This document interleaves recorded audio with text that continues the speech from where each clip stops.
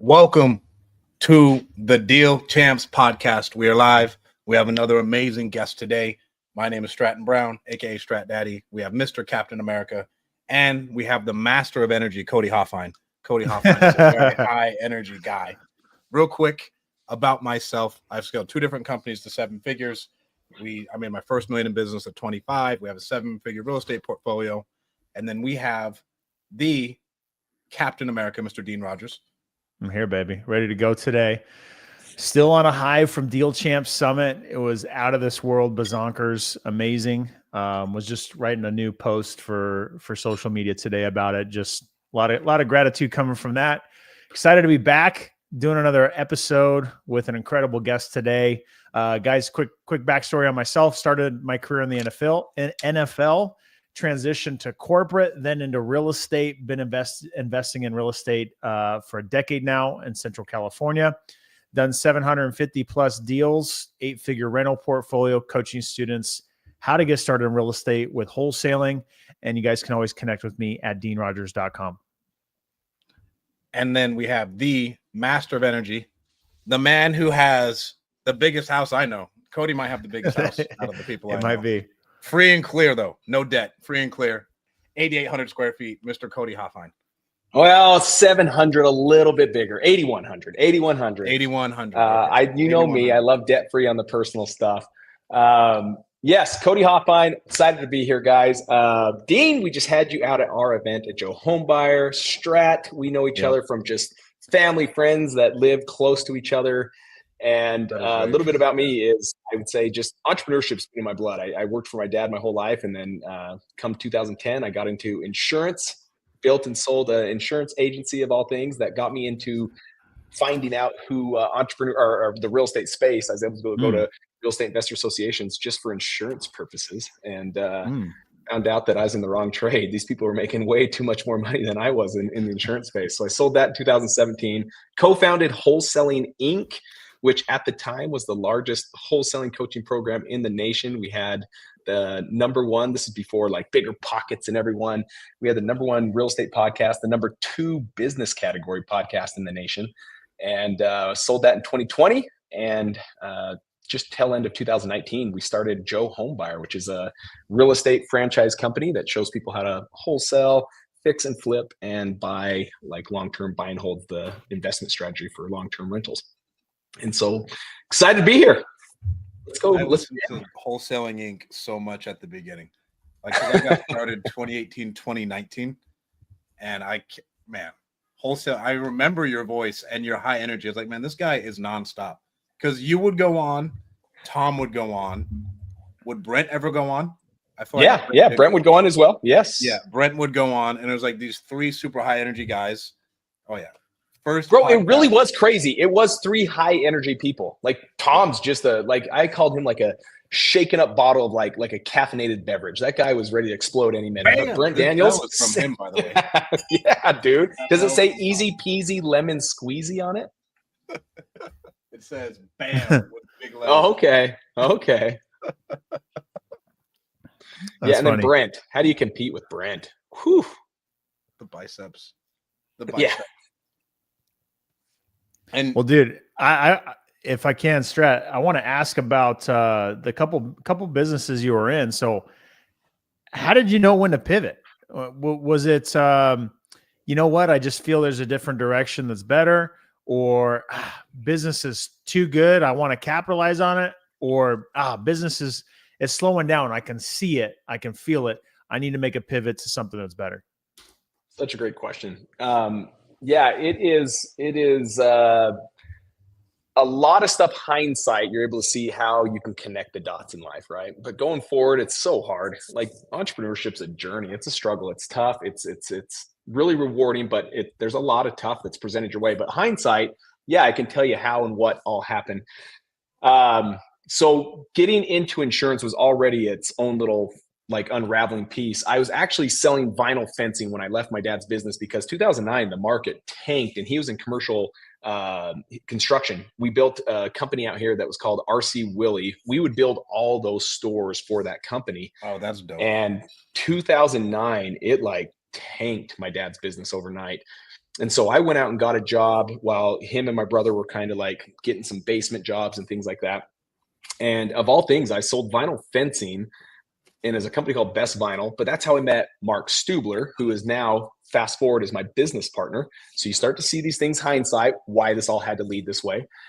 I was selling vinyl fencing in about, I don't know, 15, 20 times. I would knock on doors with people that set up appointments with our company, and I'd go in there and present their vinyl quote for their fencing. And they're like, man, you would be a great insurance agent. I'm an insurance agent. You would kill it. Like, you're selling me a fence. You'll never sell anything ever again. Like, it's a 30-year product. Like, why not have something with residual? And I was like, okay, that does sound cool. That's attractive. I ended up getting into being an independent insurance agent, representing many companies, started my own agency. And I thought, here was the thought. I couldn't tell you at that moment why I thought it was a great idea, other than hindsight, you see how it all happens. So I'm going through and I'm like, where would be an awesome client? It was real estate investors, in my head at least. I was like, they have a lot of homes that I can insure. So there's a ton of policies there. They have nice cars. So their policy for their auto is going to be more expensive than a typical person. They have big homes. And that was the mindset. So I'd go to and I Googled, how do I meet investors? And there was a real estate investor association in Salt Lake. So I went there and I just started getting plugged in. I really love connecting with people. If like there's a superpower that Cody has, it's connecting with people. So I started connecting with people, started insuring one by one, and then just started passing me around. And 2015, Dean, this is where it like still gets real. It's like, why did you jump into it? Not because I saw the writing on the wall as much as I came home early from work, which was never the case with insurance. You had to like stay late because you're getting 10% on a $500 policy. Think how many policies you're gonna have to sell to even make something. So I come home early. My wife's at the dinner table crying. And I just asked her what's going on. This is 2015, guys. This is 10 years ago. And she's like, do we put the leftover money that we have in the account for food tonight? Or do we pay the mortgage payment this month? And I was like, both. So that 2 nights later, I'm at the Real Estate Investor Association, never once listened to the real estate agents, never once listened to the investors. I was only there thinking, oh, that guy has 4 rentals. There's another guy I need to talk to. Some guy stands up and he says, I just got a home and I wholesaled it and I made like $29,000. And I'm like, wait, what? Come again? Like, what did you do? And he's like, yeah, and I did it in 3 days. I'm like, what? Like, what is this magic? And so I ended up doing it. I tried it and I was like, I've got to do this. Like, I came with a new set of ears. My wife's crying. I'm wondering how I'm going to make our next mortgage payment. I start trying it. I'm finding everything online to like point me down the road. Cause the guy that spoke that night, he wouldn't teach me. He's like, I can't show you. You're a driven individual. If I show you the blueprint, like I'm training my competition. And I'm like, hey, I respect that. So 39 days later of attempting to try this, I do my first deal and it pays me $24,000. It changes that game like completely. I made $19,000 my first year for a whole year in insurance. I made 24 grand in 39 days. And I was like, what just happened? And from there, it was just go forward. So I sold the insurance agency out of the opportunity that was presented my way with real estate, but not because I was smart and thought, hey, this is cyclical. I wish I could say I was that smart. I'm not that smart, other than I could see a bigger opportunity by jumping into real estate investing. How old were you when you did that? That was, so 10 years ago, I'm 42. So that was at age 32, I jumped into it.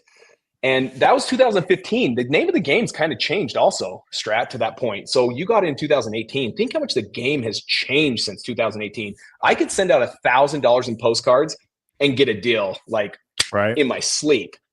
Gone are the days of sending $1,000 in postcards. Like you're sending like $10,000 in postcards if you want a deal. Like the name of the game's kind of changed. The cost to get into it has gone up.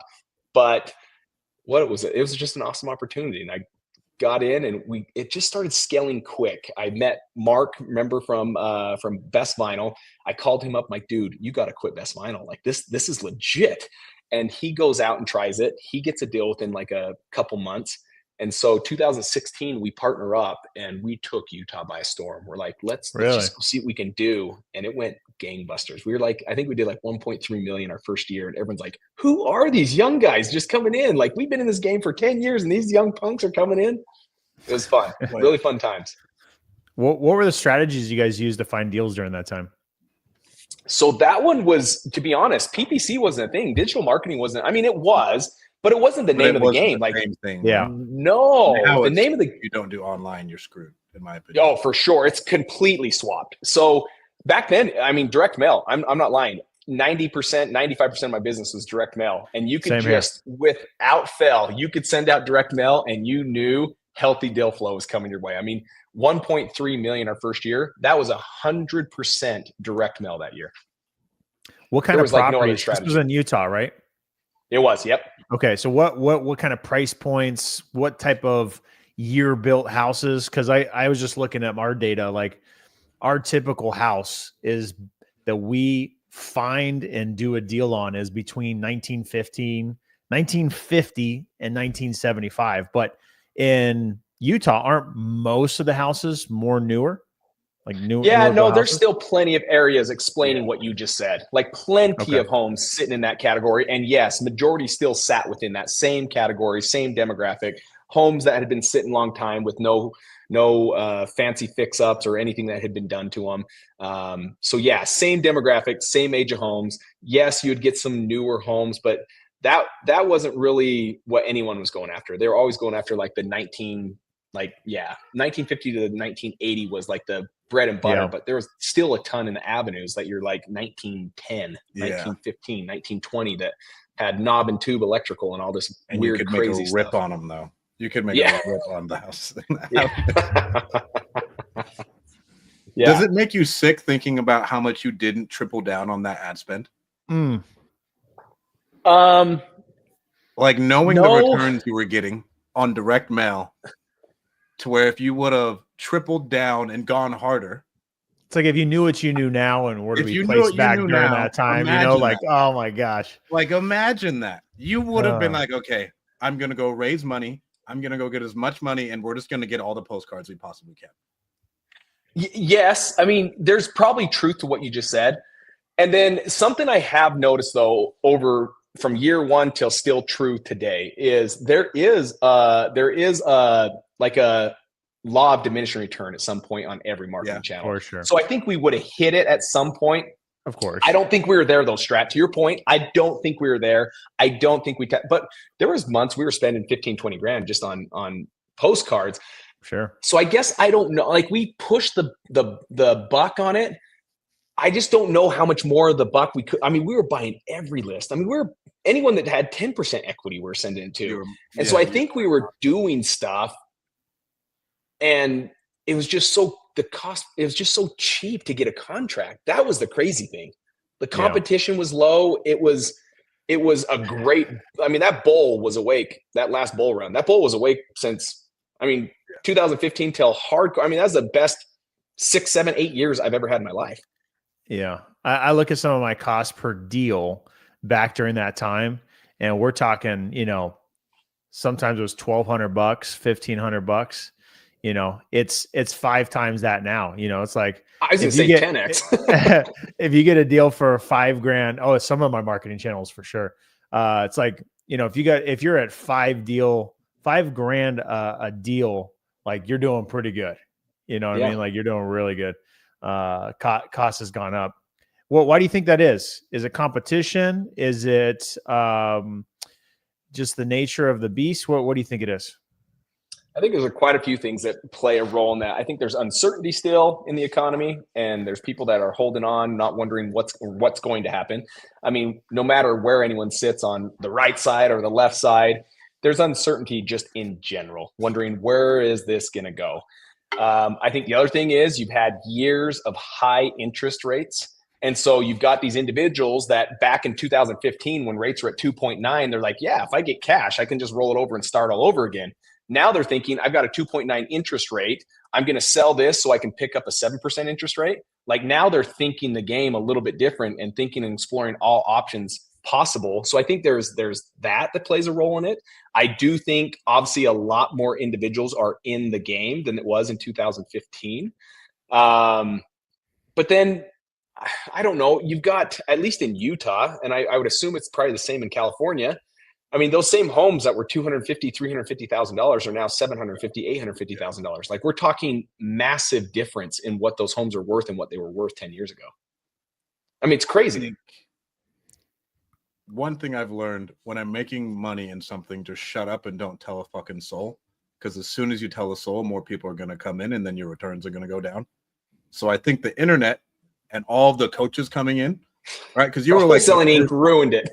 you were the first like big coaching, but like if you think about all the online coaches now who are showing everybody how to do it, that obviously is going to make it harder for you. And is what I think a lot of it is. And then if you do look at the price points, though, Utah's gone up 5x, Fresno's gone up 5 to 7x. There's some stuff on the west side where when I started, you could get it for 50 grand. Yeah. Now you're in the 100 and something range. Like it's crazy. Yeah. To where like I saw one go out for like 250. It's like, bro, that's insane. And that's only in what, since 2018, 2019. And we had rentals that went up crazy, Strat. Like we had rentals, we were buying homes in Magna, West Valley. We were picking up for 80,000 to 150 at max. Every one of those rentals are worth 450 up to 600,000. Like it's nuts. I mean, these doors have, like you said, they've 5x, 6x. It's crazy. 27% gains year over year. I mean, that's insane. I don't know how my kids are going to live. I'm like, you're not living here forever, but you got to figure this out quick, boys and girls. Do you own any rentals in Utah anymore, or have you liquidated? No, we do, because they still have a great spread. And so we still look at it like the game of Monopoly. You have to look at where your money can be done higher. Right now, we still have quite a bit here. I'd say there's probably 15, 20 doors here in Utah that we still own. We have doors in North Carolina. We have car washes, things like that. But the numbers have to make sense. It's not just to buy it, but that the numbers make just crazy amount of sense. And so the car wash was never something on site. But yeah, they serve as a great purpose. We have quite a few of those that are free and clear here in Utah that we're able to leverage against, so that it's not just dead equity sitting there, that we'll use HELOCs and things like that so that we can still use the cash and put it to work. But yeah, we still have them here. I don't know how much longer I'll hold on to them. I have a little bit of philosophy and difference with real estate that might be against the grain for most people. Where are you at as far as your comfortability with debt on rentals? Because I talked to Brent about this. Brent's like, bro, I just buy stuff cash. And he is like an all cash guy. And he was the first person in real estate who I met who was actually like that. So like, where are you at with it? Do you have it's a comfortability interesting, with right? it? It's like polar opposites. Like debt, you got to have debt, massive amounts of debt, scale with debt, or free and clear. What do you think, Cody? I don't know if there's a right or wrong. I think it all comes back to your comfort level. It comes back to the individual. And I can't say someone's right for going debt free, and I can't say someone's wrong for going leverage, because they both win. They both have a strategy that wins. We started out with the debt free model, and the reason why, it was probably because of our comfort level, to be completely honest, and our thoughts around everything. And your thoughts trigger the actions that you're going to start taking, and that was the results. We just owned our rentals free and clear. Yeah, we have leveraged rentals as well. But the free and clear, here's what it was. I would go to these real estate investor associations, and this is 2015, and I'd have individuals stand up, and they're like, hey, I'm so-and-so, and I am just on my second way back. I'm going to be building a massive portfolio. I had about 50 homes, and then 2009 hit, and I lost all of them. Every one of those individuals had debt. They were leveraging debt. I never once heard someone, hey, I'm so-and-so, I have 50 homes free and clear, and 2009 hit and I lost every one of them. I just haven't heard that story, right? And so that was the story I was going off of, is to be honest, I don't want 100 doors. We probably still have 50 doors that we're trying to figure out what we want to do with. I don't want 100 doors. I don't like rentals like most people like them. I don't think they're passive like people think they're passive. Like I think they're great for tax purposes. So depreciation, and I think they're great for appreciation, but cash flow, everyone thinks there's cash flow. You leave a person in your home long enough, and that money is going outside. Yeah, leave it in your bank, because I promise you, a roof's going out, a toilet's going to flood something, a tenant's going to trash it. Something will happen where cash flow is the most loose term. When people's like, oh man, a cash flow is $500. I'm like, times 500 times 12, that's $6,000. I promise you, a tenant in 1 year can charge more than $6,000 in damage in your home. That is not cash flow. That's called still negative, because they're going to charge more than, they're going to cause more than $6,000 damage. So cash flow is not a thing for me. It's how do I lower my taxes to zero? How do I get appreciation from just holding on to it. Those are the only two reasons I have rentals. Cash flow, consider it gone.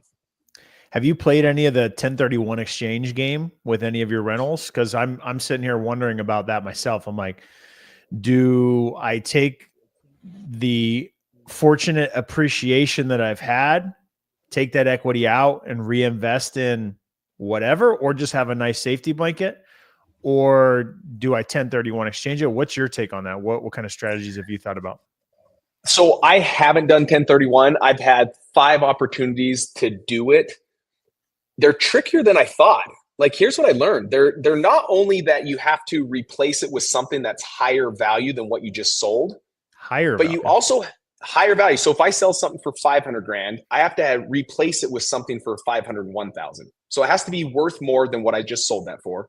Wow. The second rule that people don't understand is if I had a note on that first home for 180,000, this is hypothetical, I'm making it up.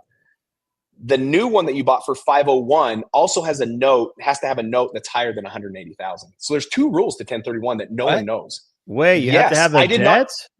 You guys, I did not know this. I went down this road and I was like, oh, this is going to be easy. I'll find homes that are worth more than this. This is going to be great. They're like, oh, there's a second part to this. Your note has to be higher than what your current note is too. And I'm like, no, well, I changed the name of the game. I'm serious. I am dead serious. Go down that road and you're going to be like, well, this makes it now like not even fun anymore. And so there are other strategies. I don't say go do this, talk to the right people, but there are strategies out there where you can take out the money and you reinvest.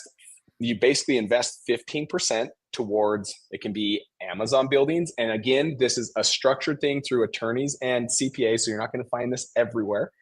And then you get the leftover. So basically you're getting taxed 15% and you get to now do what you want with the money, which is great. Capital gains, like it's the same thing, but that gets invested into a different investment that could potentially make you more money anyways. But I write it off. It's almost like, well, great. I just have control of my money and I paid 15% in taxes. So there's strategies out there, but 1031, I just never found a way, because you have to do it in a certain time frame. You have to locate a deal in X amount of days, and you have to close on that deal in X amount of days. And so it really is. It's great to kick the bucket down the road, but there's rules that have to be hit. And I could never find myself wanting to get more expensive real estate and more expensive debt personally.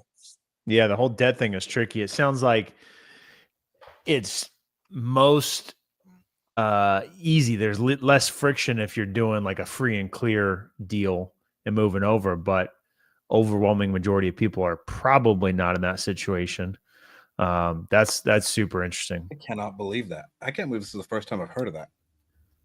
Guys, this was maybe 2 or 3 years ago. You are not far behind. You poked around all over and you asked a bunch of people?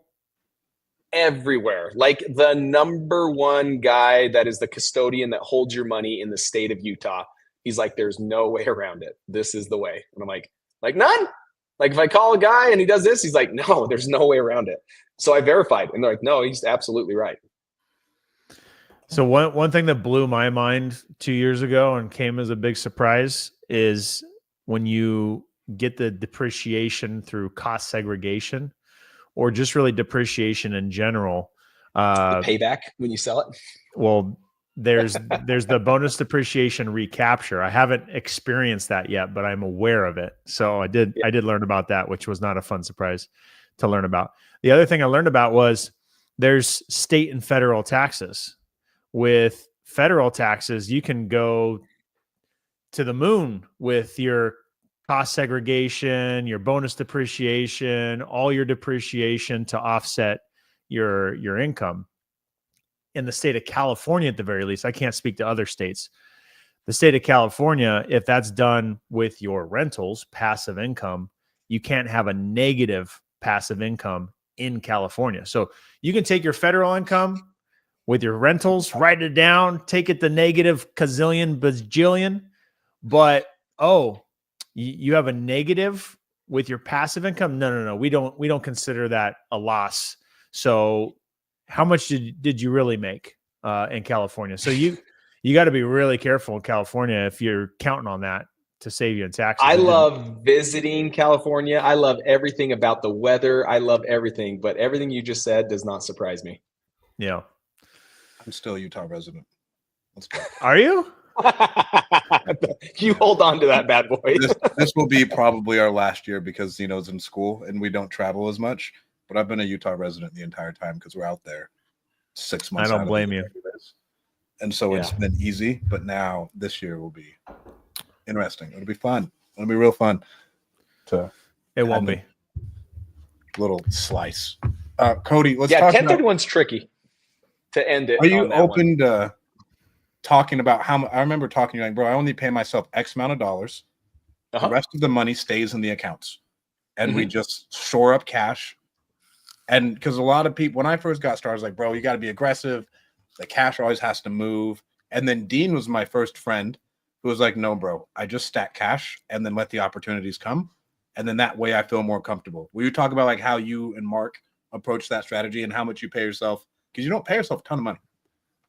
Yeah, we do not. No, I mean, money's there at any given moment. We could cash out, close doors, and there's a lot of money sitting there. To my eyes, I wouldn't say a lot of money in the world's eyes, but a lot of money in my eyes. Yeah, we just pay ourselves $5,000 a week. So I take out 20 grand from the company. Mark pays out 20 grand to him every month. Now, that's not to say that I don't have other sources of income. I do one-on-one coaching. I have private clients. In fact, I'm hosting my event here in St. George on Thursday and Friday that I have private clients that are coming in for specifically that event. So yes, there's other income coming in, but no, we just roll it forward. And the reason is everyone that's been in the game at least long enough, like sometimes you can get into the game and all of a sudden you're like, oh, this is great. But it's very cyclical and you don't know which 6 months are going to hit hard. And you don't know which 6 months are going to hit like great and which 6 months are going to hit bad. But typically we've seen, and it changes. There's nothing straight about real estate investing either. Like, oh, here's what it is. Like historically, every January we do this. It's like, there is no history. It changes every year. But typically we have seen, we make our money in the same, not in the same 6 months, but 6 months of the year you have it hit strong, but you've got to have money to float you on the 6 months that don't hit strong during the year. So we like it for that reason, so that we can always just make sure that lights stay on, bills get paid, salaries are paid. The other thing is being able to self-fund our own fix and flips versus paying more interest, but now we charge the company interest. So you can do that so that you're saving over here with our wholesaling business. That's an expense. So it brings your taxable income down, but then you have this other side that is making consistent money that's going and growing as well. But yeah, I never want to be the one that when the tide goes out, you see who has their swimming shorts off, right? Like, it's like, I want to make sure I'm protected all the way around. And we do that. And we've lived a modest salary from that means. And we've always done really well with that. Did something happen to you that switched that for you? To like, I'm not doing that shit again. Like, this is the philosophy moving forward. Or has it always been that way? It's always been that way from day one. We just were those conservative people that did that. Yeah, it's never hurt us. It's always done good because we have so much money to protect us. We were able to buy rentals free and clear when the opportunity comes. So I don't know if that's what you meant by when Dean says, "Hey, so when opportunity comes, you're prepared and ready." But like you're that's prepared definitely what it for was a new for business us. opportunity. You're prepared for rentals, whatever you want it to be. You are flush with cash, and you're like, okay, I can make it happen. Cash is king. Like, cash is king. We bought the car wash. It was $1.4 million. Here's an interesting story. Bought a car wash. They said it was $1.4 million, and it brought in like $190,000 a year in quarters because they didn't have the credit card on it to self-serve. And she claimed that to the state that she was only making 20 grand. So she would take, people would put dollar bills in her cash machine.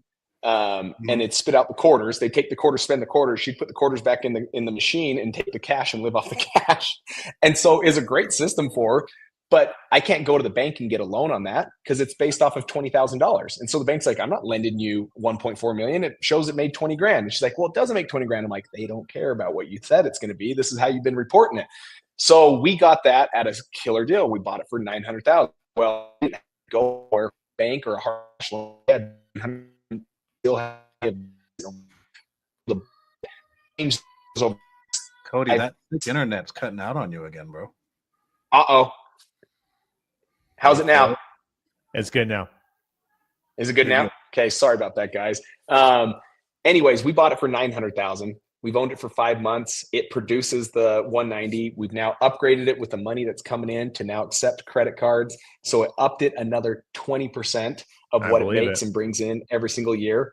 And now we have people saying, hey, we'll give you a bank loan for 1.2 million. And we're like, hey, that's 300,000 more than we bought it for. And it still cash flows. Now that is cash flow because there's not much tenants, there's not much moving parts, but that is a business model that brings in money. Cash was king on that. That's killer. I love that. So I got a question from the people.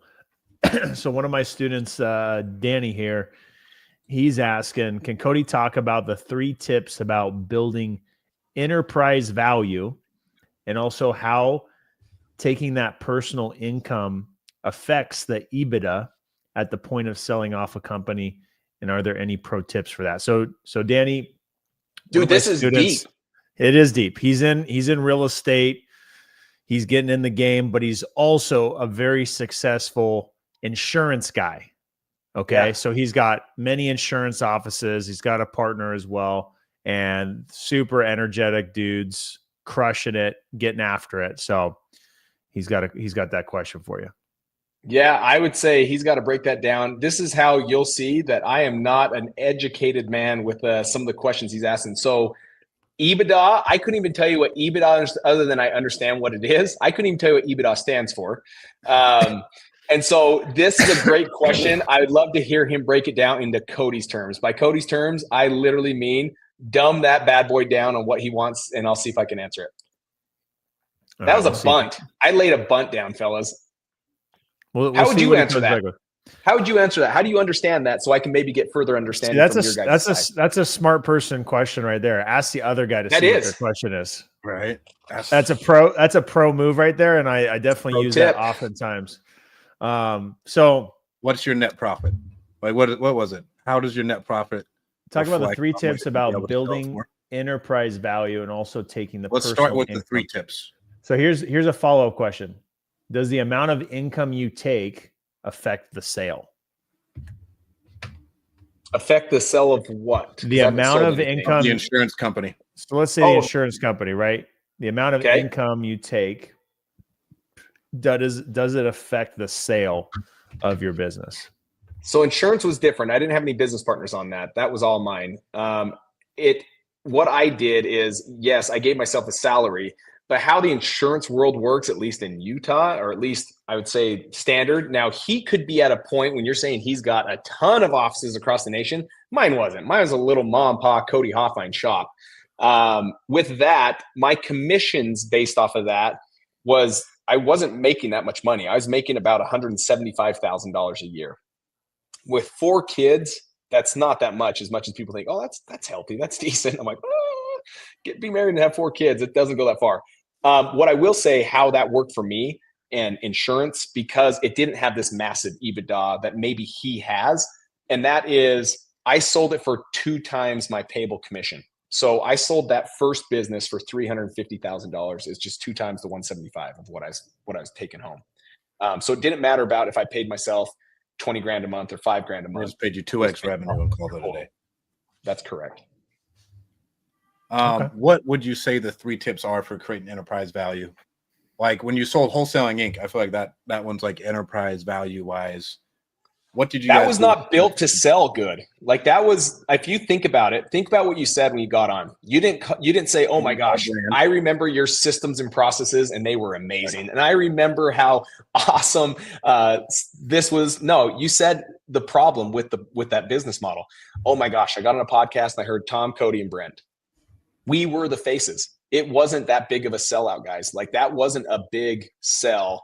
And it wasn't anything that brought massive, that could fetch big money, even though it was doing $6 million in coaching every single year. Like it didn't have a massive sell because it wasn't built to sell. Joe Homebuyer now is completely different. Most people would say, I don't even know who Joe Homebuyer is. And the second of all is they say, I don't even know who owns Joe Homebuyer. To that, I say, well done. I built this one well this time, because I don't want to be the one that's known to own Joe Homebuyer. Because the more I can remove myself from it, the more sellable it is. And so we're building this completely off of the systems, the softwares, the blueprint that is replicatable for people to tap into and go build $1 million blueprint, $1 million business. Because we're building it that way, now this EBITDA that he's talking about, it gets really good because in the franchise world, you get above $1 million and you're already at like a 7x, 8x EBITDA. You get that EBITDA above 2 million and 3 million, it turns to like 10 to a 12x. And then you get that even higher and you see the math. Like you start getting to 5 million, it's not far to get a 14x on that 5 million.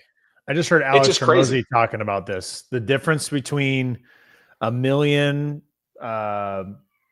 revenue generation business to 5 is just like absolutely game changer. And when you get to the 5, that's when you have the big, hedge funds and private equity companies that are looking for those size businesses, and they're not looking for less. So if you can get it to that, it's where the multiples really change. We've been approached, to his point. So because we built it the way we built it, and because we're gaining great traction on it, we have been approached by two private equity groups. One of them is our competitor, by the way, approached to buy us out. And the other one was Princeton private equity group. They came and approached us to purchase us out. And we're just at this moment, it just doesn't make sense. It's been the heaviest lift ever, like far heavier than I ever did at Wholesaling Inc. It is a crazy, massive amount of time. It is awesome because it's been the vision, it's been the goal, but no, like the good is to come. Like the heavy lifting, now that we have momentum going, like it just gets great going forward. What made it such a heavy lift? You're starting from zero. It's proof of concept. Like no one knows who Joe Homebuyer is. No one knows why it's called Joe Homebuyer. There's so many things about it. And if you think about it, no one else was in the game. This is what's crazy. You had one franchise in the real estate space, one. And everyone thought it's a monopoly. It was. And then everyone's like, there's got to be a reason why there's not 2, 3, 4, 5. There was. When we got into it, instantly we started getting lawsuits trying to shut us down and squash us. And we just pushed forward. We just kept going. Oh, yeah. Like it's Did nuts. They fall off? And how did that get handled?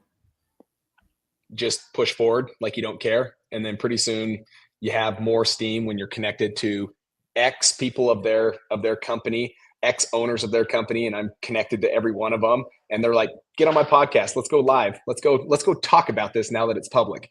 And I was like, hey guys, we're going public. And they're like, hey, never mind. We'll let it go. I'm like, all right, see you later. That's dope. So there's ways to combat it. And thank goodness you start to see hindsight, why those relationships, networking's everything. I networked with the greatest of all the coaches out there and they're all ready to put me live. They're like, let's go. Like, if they're going to do that to you guys, let's go. Like, let's get live. So it was great. So let's talk about networking. You live in an area where you've got this big, massive house, but you said you're the small guy, right? Small guy. And Strat gave me a hard time about this because I was living just months ago in La Jolla, 2 blocks from the beach, driving a golf cart every day. My neighbors had $20 million houses, like I was 2 blocks from the beach. The houses on the beach were $20 million, 15 million, in the teens. There was nothing but wealth surrounding me. For me, the one, again, it wasn't a focus and maybe it was a miss. Like my time and day was spent working on the business and then spending time with the kids. Yeah, I'd socialize at, coaching my kids in sports, and I did get a couple private money lenders from it, but I didn't really like actively pursue business relationships. Let's sit down for lunch, any of that kind of stuff.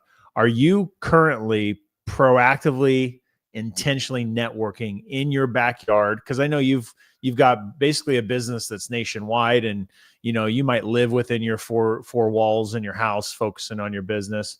Are you proactively networking in your backyard? And if you are, what are you doing about it? That's a great question. So networking for me is an absolute necessary, like it's a necessity. Absolutely spend time on it. But I have to look at it much like creating content. So if you see like content on my page, you'll see that it really is just a camera set up on the other side of this computer, standing up. And all I'm doing is just capturing my day, sending the recordings off to my video guy, and he chops it up and finds gold nuggets in there and does it. So networking, I don't golf with people. I think that's 4 hours that you'll never get back. It's a And long time. it really is. Like when someone's like, do you want to go golfing? I'm like, I know what you're doing. You want 4 hours and I don't have it. You want to golf. Yeah. But I don't really go to lunches either, because then you don't know how to kindly say it's time to go. Like, so it's just one of those things that I have my boundaries. But what I do is do it during the things that are already part of my day, much like filming content. I don't try to create content because that would create more things that I have to do during the day. So I just capture my day for my content. With networking, why I'm at the gym, I'm chatting with people, and it's called fitness culture. It's awesome. Down here, you got the Vasas and things like that are $10, and you sit on the bench and half of them are broke. This is not that. This is like a high classy gym. Steve Cook is the founder of it. I think it's Gymshark, if I remember right. But he is this gym's awesome, and all the people there are just high caliber people. And guards down at that gym. And so you'll be doing this one day. It's just, hey, because I got my headphones in, they got their headphones in. Maybe the next day is like, hey, I see you casually here every single day. Good work. And then over like a month, all of a sudden you're like talking for a second. And then that networking just naturally happens. I never force networking as much as it's just a natural high, because those are the easiest ways to go deeper with people, is when they've known you for months, and then you can ask them whatever you want. You can ask them what they do in their business, how they made their money. The other one is church. I love going to church for the fact that guard is down. You're just an equal person within those walls of the church. And so we have some very, very successful people, from billionaires to hundreds of millionaires. I am nowhere near that, not even close. And they're just right there. And they come up to you and shake your hand, and you sit there and talk to them. And it's all about just talking on common ground. And then the other day, I happened to call that billionaire. Is just Monday. So today, Tuesday? Yeah. It was yesterday. Yeah. Yesterday at 2:30, I had a call with that guy for a half hour. And I was just like, hey, first and foremost, I'm grateful for this time. And I just talked to him about my life and what I'm doing, and see how I can just think bigger. And he gave me some like pointers. But then I asked him for like mentorship. Does he do that stuff? And he's like, really, it's in this space. He was a mentor for Ed Milet for 3 decades. Wow. So this guy's a big dude, and he's literally right here. Like, it's crazy. But I just make networking to say, yes, it's important. Yes, you must do it. But ultimately, have it be part of your life, so you're not spending time away from also what's important, like you did, Dean. I don't think you did anything wrong. And that is, you got to work on the business, or it doesn't work out. Yeah. What were some of the tips you got from your billionaire friend there? So he was all about thinking big, owning the business, like each one of us do. But then more importantly, you can only go so big by yourself. So John Maxwell, for example, he was at the Family Mastermind. Yep. John Maxwell said, don't show me your dreams, show me your teams, because you can go further with your team. Like, you can accomplish any dream when you have the right team. And so it's all about big teams. So he did a financial, I think it's called like Global World Financial, GWF, if I remember right. WFG. And WFG, is that what it is? WFG. Okay. World Financial Group, maybe. Yeah. So he starts this, and it's goes literally global. And one of the people that build the biggest, like one of the biggest people for him, is Ed Milet. And he built his whole entire empire under this. And there's thousands of Ed Milets sitting under this corporation. And so his was just, how do you continually just think big, and how do you get the right team in place? But his standards and his way of being is just top notch. And so he lives step by step what he preaches. He's all about faith. He's all about family, finances, and fitness. And the dude is just a great human being, and he's not arrogant. He doesn't disrespect your time because you're nowhere near his wealth or where his net worth is. He is just an incredible human being. Those are all my F's as well. Okay. Like, for these team members, was he like, hey, at a point in time, if you want to reach this goal, you're going to have to bring in really high level people and give up equity so you can actually get to that next level? Was he talking to you about this stuff, or no? Yes. So there's 2 parts to that, right? The first part is you've got that you have to have A players, but what most people hide is that you'll never find A players. You have to attract them. And so he was mentioning that too. He's like, Cody, you continue down the road you're going. Continue just becoming a better version of yourself every single day. He even used the words like, our goal on earth is to become more like God. And if that's the goal, then you simply attract those people that are on that same journey. Those are your A players. And he says, but you never find A players. A players are looking for A leaders. So if you're a B leader, you're going to find B talent. You only find a mirror image of who you are. And so those are principles I've lived by for years. And he just like, it lets me know I'm on the right path. You attract a big business. You attract A players. You attract a fantastic relationship with your spouse. You attract a great relationship with your kids. And that's all done with the personal work you're doing on yourself. Your biggest investment's not your business or your home, it's you. And as I become someone better each and every day, I'm able to show up better as a husband, show up better as a father, show up better as a business partner, lead and guide my team without emotion and without anger, but with great energy and with the emotions that actually serve me. So if someone does something wrong, I don't micromanage. I just go in there and help them. And I lead it by just our core values and just say, hey, I noticed this point where one of our core values is honesty. And I heard you say this. Can you tell me a little bit more about it? Versus old Cody would have been like, are you freaking kidding me? Like, you're going to show up and do that on a phone call? Like, that never goes good. And it didn't go good when I was like that. So it's just reminding myself, as I have become better, so is business. Business is the byproduct of just, in fact, it was the quote with Jim Rohn, rarely does a man's income exceed his level of personal development. As we just become better, we simply attract money versus chasing it. What does your day look like, and where are you implementing your self-development? Yeah. So morning routine kind of switches. With teenagers, I still enjoy, like, when I say my sleep, like, my body does really well with like 7 hours of sleep.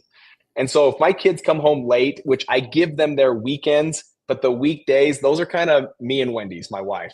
And so we want to be in bed. And this, for most people that have 4 kids, they'd say, how are you in bed by 9:30? That's just our rules. We get in bed, and we're in bed by 9:30, so we can wake up between like 5 and 6 naturally. We don't set alarms. Our bodies naturally just wake up at that time, and we'll hit to the gym. If for some reason we had to sleep, our body sleeps in a little bit longer because it's a little bit later night, then it starts with, okay, we've got 20, 30 minutes before the kids are going to wake up, and maybe it's just literally going out back and doing journaling. And you guys got to see just a glimpse when I held the computer up. Like, we have a specific spot. We built this home with such intentionality. We have a water like feature that you can hear the noise of the water feature going while we're just sitting there journaling, while we're reading like a Kindle or a book. So morning routine's massive. When you win the morning, you win the day. It kind of changes for me. I wouldn't say that one is the most structured. It's I would say 80% of the days are the same, with workout being part of it. But then there's days that it doesn't work that way, and I do a midday workout. Are you part of any country clubs down there? I am not. No. The appeal of being down there for me, where I feel like I'd meet a lot of the good people. Yeah, I'm sure they're there. But again, I don't have 4 hours to go meet people. So I just find my networking in different ways is all. Introductions, go to someone's house because they're going to be there for fight night, and it's like, oh, okay, I'll be there. Like, I just find where it's just natural flow of my own life, where I'm not walking away or stepping away from either husband responsibility or father responsibility or even business owner responsibility. So it really does flow with my business versus trying to go and break these rules to go start that rule. Do you cut off your day at like a certain time? Like with 4 kids, I feel like it becomes more and more necessary to where Dean is the best blended person I've seen. I can't blend the way Dean, like, I'll be on the phone with him. He'll have 2 kids. He's holding them. He's got the other one running around screaming. And he's just like moving through it like nothing's even happening. I'm like, hey, bro, I need to lock in for these hours so I can be a good dad when it's all done and I can like drop everything. So like, what are you like that way? Yeah, I would be, Dean, kudos to you, dude. Now that doesn't mean I don't bring them. Dean, you might've been there when I brought my daughter to family. I was going to bring that up. I got a question for you about that, but keep going. Yeah. So I bring them to things. I brought my boy, you came to our Joe Homebuyer event. Bentley was right there, like learning, because that means more to me than going to school, to be completely honest. Oh, yeah. But like having my kids run around me right now, like I would be a squirrel, dude. I'd be like, this would be the worst podcast you guys ever hosted. Sorry, it's my fault. And I'm not good at that. So mine is, it's not equal time, Strat. So maybe this will answer your question. When I say I live a balanced life, balance to me is not equal time in all the areas. it means I'm fully present in the area I'm at. So when I'm on a podcast, I'm fully present. I'm not worried about what's going on outside. I'm not worried about what's going on at my business. I'm not worried about what's going on with my kids and my wife. I am worried about you guys and seeing how I just want to make sure I deliver the value I'm supposed to deliver on this podcast. When I'm at church, I'm at church. When I'm at work, I'm at work. When I'm with my family, I'm with my family. And so that's how but it's not equal time. It's far from equal, but it does get my presence, my full presence. Yeah. If that answers. That's how I like to approach it. How have you been able to like get your brain tuned into that? Because naturally, like as business owners, we're always thinking about this thing and that thing and this problem we need to fix and this exciting idea we want to go implement and do. I have my own things, but how have you been able to get yourself to be present in the moment? I went through a little struggle, guys. So this is a vulnerable moment if you want to hear this one. So wholesaling Inc. was a big deal. That was the biggest thing I'd ever done in my life. It went from a $175,000 salary to we were taking home well over 7 figures, both of us, me and Tom. And we were doing very, very well. And for me, that was incredibly well, like more than I deserved. It was crazy. That had a cost to it. It had a cost of staying up late, taking calls from students, because we did everything. Like I'm saying, we poured our whole heart, mind, and strength into this business. So if someone called us at 6, instead of saying, sorry, like we'll talk to you on the Wednesday call when it's the Wednesday call, but like this isn't part of the program that you bought, we'd take the call. I'd take the call. And sometimes Wendy would join me because there's a couples that they're not supporting each other. I'm like, I don't know. Let me see what Wendy would say. And Wendy would join me on some of these calls. And it came at a cost, even though we built something great and is paying us amazing. And there's gratitude in my heart for everything that journey brought. There was a lot of time away from my wife. There was a lot of time away from my kids. And so when you say, how do you grow into this? It was straight reflection. Experiences are not the mother of all learning. It's the reflection upon the experiences that are the mother of all learning. I do spend a lot of time, guys. I journal a ton. We're only into, what are we in? April, and I'm already halfway done with this book. Like I journal all the time, and I always reflect what I learned during that moment. Guys, when I sold Wholesaling Inc., there was a year and a half. It was dark. Like I'd go on walks and I'd just cry. Like I would literally sob on these walks, and people would see me like just crying. I had some people that asked me what's going on, and it's like, I lost who I was. I lost my identity. I was the hype guy. I was a podcaster. I was the coach of coaches. And overnight that changed, and it rocked my world. There was a year and a half. I was completely lost, guys. Like I cried all the time because I was like, I don't know who I am and what I'm supposed to do anymore. And it took years to find that and get that back. So that's Dean, when you ask, how did you do it? I found out that money doesn't buy happiness. It doesn't buy anything at all. You can be making 60 grand and you can still have a great marriage. You can still be a great father. Money doesn't change that. And I was grateful for that experience at Wholesaling Inc. because I made plenty of money, and I found out quick. It doesn't change my lifestyle or change anything. It actually took away from it. Do you think the Joe Homebuyer thing and really getting that ramped up helped you get out of that funk because you found a purpose again? Yes. Not at the very beginning. It does take moving when you don't want to move. I just had to keep moving. I had to keep going.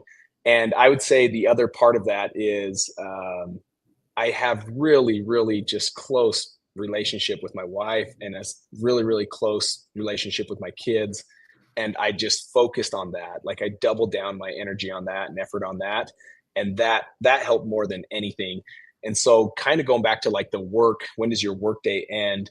I like to end by 2:00, and visionaries are not meant to be in an office till 8:00. Like we're paid to think big things, and rarely do my best ideas come from the walls of my office. They happen when I'm on walks, when I'm at the park. It's just like a gym. You guys are both fit individuals. You're not going to go work your bicep up 7 days a week. There would be no point to that. Your body needs to break down, and it's during the healing process, the rest, that it actually bulks up and gets big. And we don't treat our brain that way. So many people are like, oh yeah, I'm just a working warrior. I work 80-hour weeks. And it's like, okay, you're just bashing your brain. Like, that's great, but where's the rest to let it like rebuild and get better and bigger? And that's only done through rest, refuel. And so I'm very intentional about making sure that there's a time where I shut off and I go for a walk and rest the brain and go get some great ideas. I'll go first. Yeah, I wanted to transition because this is all like super good stuff right here. So talking about family, I know family's big to you. Family's huge to me. Family's huge to Strat. How have you been able to incorporate your kids? Because you just had your daughter out at the mastermind we're a part of, and she was on stage, right? She talked about the family values, core values, and like that was huge. It definitely hit home to me really big. It inspired me to do even better in many areas with my kids. Even to like little things, just like I just shared on my daily huddle with my team this morning. One of the things I was grateful for was just like yesterday and the week before, my friend group, they have a men's adult league soft pitch softball. They wanted me to be a part of. I'd rather play basketball, but hey, I'll do it for the friends. And I had my two older boys come out with me last week, and I hit a home run for them when they were there, and they just thought I was a freaking god, like. You're like, it's a watermelon. Yeah. They just looked at me like I was a superhero, and it was awesome. Right. And I was crushing it out there, hit a home run. And then they came out again last night. My wife brought the whole family out, all 5 kids, and came to support, watch me play. And it was I was really grateful for it. It was really special for them to see dad, in his element, playing sports and be there. You could just see it in their eyes, looking up and asking questions, really into it, loving it. Right. So like, what are the different ways you've incorporated your kids into your life and into your business? And what are some tips you could give me, so that I could implement some of these things and for the listeners? Man, I wouldn't say I don't want to say I proclaim I am so perfect and have the best knowledge, but I'll share some things that, I'll share some things that have definitely worked and have been amazing. So yes, you got to witness bringing my daughter to Family Mastermind, and there's probably 150, 200 people in the audience. I don't know. And she stood up and shared our family motto, and she just killed it. She did a great job, and I was proud of her. Afterwards, we went to Universal, and we left a day early so we could go down to Universal for the day, and that was fun. Bentley came out to our Joe Homebuyer conference just in March that you spoke at, and that was incredible. Those are priceless moments, and you see his mind just working. He's like, "Hey, when I get back, I'm gonna start cold calling, Dad." And I'm like, "Man, he's known I've been doing this for 10 years." But when Brent Daniels stood up, something connected with him where he's like, "I'm gonna go do that." Yep. And so I think a big thing that I will tell you that has worked for us is the environment means everything. And the people you choose to surround yourself with means everything. So we hang out, Strat, the Johnsons, Blake and Jerry are, you have a son named Stratton, Dean, by the way. They do. Must be good family. And they're my parents' neighbor. Yeah, no way. Like, oh my gosh. Yeah, they're my these people neighbor. Are awesome. Just top-notch individuals. And when we go and hang out, you can hear Blake and Jerry like saying, "Hey, Kenley, how's this?" Or Blake talking to Bentley, "Hey, how's basketball going? Oh, have you ever thought about this?" And it's like we live the same values. And so culture's everything, and hanging out with people, not for the sake of just hanging out, but truly selecting people that elevate your kids. That's been game changer for me. My business partner, Mark Stubler, and his family, same thing. I know whatever they're going to say, I'm going to be like, yes. Like, yes, I love that. Thank you for sharing that for my boy or for my girl. We go to Lake Powell together. We go on vacations together. So that's big. And then the other one that's super fun is with my daughter, specifically, because the other ones don't want to do it. We have a journal. It's not this one. It is on my nightstand by my bed. It's a yellow journal. And I write 3 questions, and then she answers the questions and then writes 3 questions to me. And I do it strategically. I'm like, "Hey, what's your favorite song? Hey, what's your favorite flower? Hey, what's your favorite restaurant?" And I kind of choke up when I share this because she shared everything. And it was one of the funnest dates I've ever had with my daughter because I bought her favorite flowers. We listened to her favorite song. We went to her favorite restaurant. And so it was perfect. It was priceless. And That's so there's cool, strategic things that you can do to just show up and make sure you are just doing the best you can. We're not perfect. We're far from perfect, but man, we sure try to be the best we can. And there's just so many little strategies and things from I'm standing on the shoulders of greats that have shared things with me. But those are just some quick ones that maybe come to mind. Dang, that one was good, man. You almost made me cry Right? here. Shoot. Right, Holding I it got back. nothing like that one. You keep talking, I'm gonna hold back. Yeah. No, that's some good stuff right there. I'm gonna be working to implement the questions. I think that's a really great way because it's not just the question, but it's like the physical part of writing it down. There's more connection through doing that, I believe. So that's huge. That's cool. We got another thing from the people. I'm in Utah as well, and I'm currently doing sales, getting into real estate. Any advice or anyone here that would like to network? Cody, what would be the best way for this guy to network? To actually, oh my gosh. You want to get into real estate, I would say join Salt Lake Real Estate Investor Association. That's where I started. There's some great people in there. There are people that are humble, coachable, like they're here to help you. And then I would always tell you, everyone at the beginning stages, I would say, I'm okay with taking 10% of a watermelon than 100% of a grape. And what I mean by that is partner with people. Don't be so crazy to think I'm going to go figure this out on my own so I can have 100% of a grape, because you'll probably not negotiate it low enough. You probably won't be able to find a buyer that will buy your deal. I would find someone in Utah that you look up to, someone you would physically trade places with. Let me give you an example. If I wanted to make $1 million, Braden, I wouldn't go to a Walmart bagger and say, how would I make $1 million? It's just not going to work. It's not going to add up, right? Same thing. Go to that Real Estate Investor Association and just go for the next 3, 4, 5 months. And you'll see the person that resonates, that pops out, that you're like, I would trade that person places in real estate investing. Go up to them. And if they say, hey, here's how you can go out and do deals, be willing to partner with it, bring it back, because they're going to coach you. And it's not going to be like school where you pay money and then come out of school and still only make 40,000, wondering how you're going to pay back that school. This is like you're getting taught and you're going to get paid by just implementing and getting close with someone right there in a local real estate investor association group, and be willing to part ways with whatever they ask on that deal, because it taught you the way. And now that you know the way, just go throw gasoline on it and go do it a lot more times.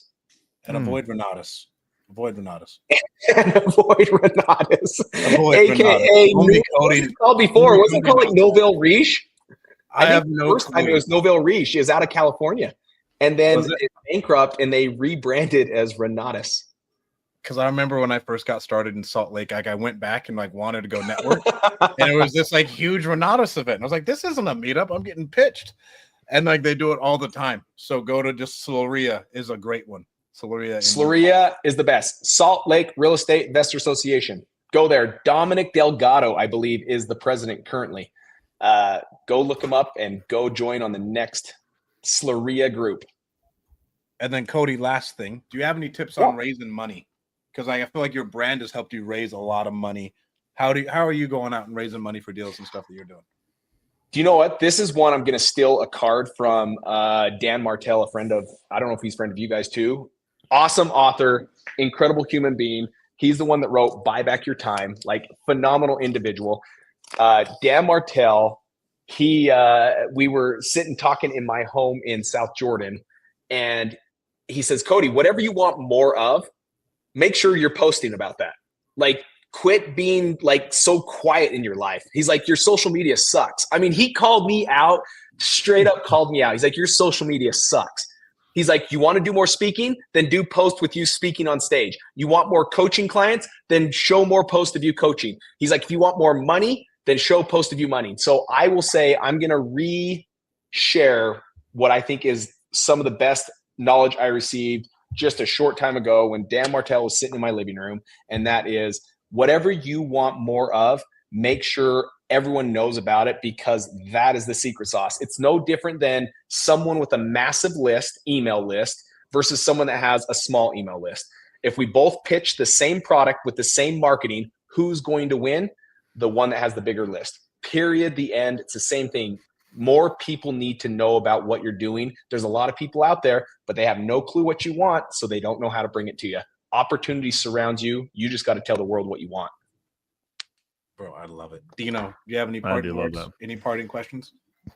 I mean, anytime I'm around you, Cody, I just my heart feels warm. I know you're just a good dude to the core, and always love talking to you, man. So this has been one of my favorite episodes, just on some of the things we connect on a personal level. It just really really connects with me.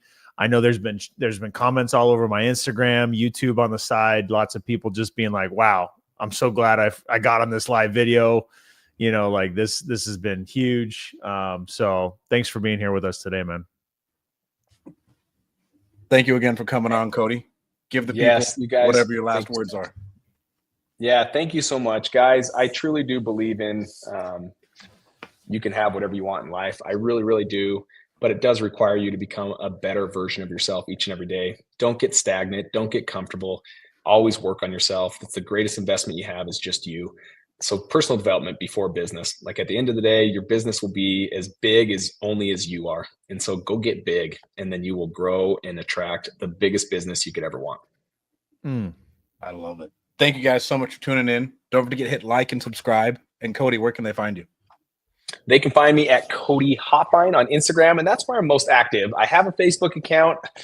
I just don't do much in there, but you can go reach me out on Facebook too, and maybe I'll find you one day, or maybe someone will tell me, someone messaged me in there. But Instagram is going to be the easiest.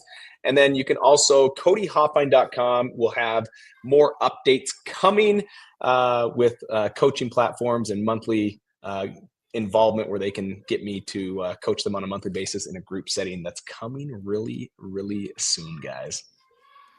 I love it. Thank you so much again, Cody. Thank you guys for tuning in. Take care, gentlemen.